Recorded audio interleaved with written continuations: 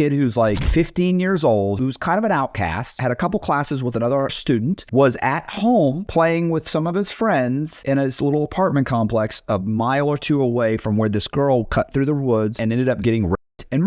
So they did a profile of who it is, and that the profile was absolutely wrong. It's definitely somebody who knows her because she was covered. So they knew her, probably one of her friends, probably somebody from the high school, probably somebody who's an outcast. They go and start talking to kids at the high school. They say, well, look, there is this kind of one kid. He's a little off. They know each other. They have some classes. And you ask him, he's like, yeah, I did know her. Like, I knew her. She was in a couple classes. Like, we knew enough to say hi. That was it. I've never had a conversation. Well, the cops get him. He's 15 years old. They get him in a room. They keep him in the room for 8 hours. They eventually get him to a point where he's in tears, he's crying, he's on the floor. They convince him to plead guilty because if he doesn't say he did it, then the cops are going to hurt him. They're outside waiting for it. So he ends up saying yes. They say, you just say your yes, you can go home, we'll figure it out later. Basically, say this so I can get you out of the building. Mm-hmm. He says yes. He doesn't get out of the building. They arrest him. He goes to jail. He ends up going to trial because now once he gets a lawyer, he's like, I didn't do this. They're seeing there, by the way, which they're saying was his semen. They test the semen, come back and say, okay, it's not his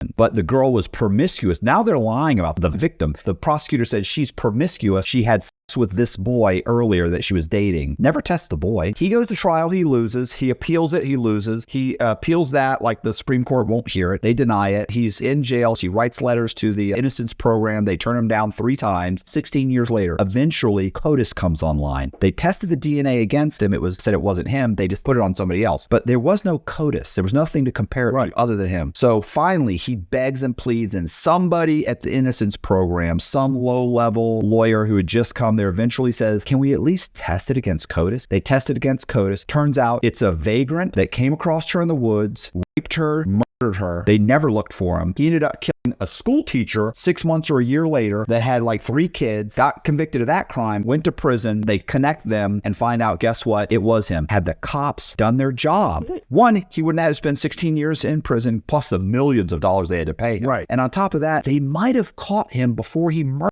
the school teacher. Right.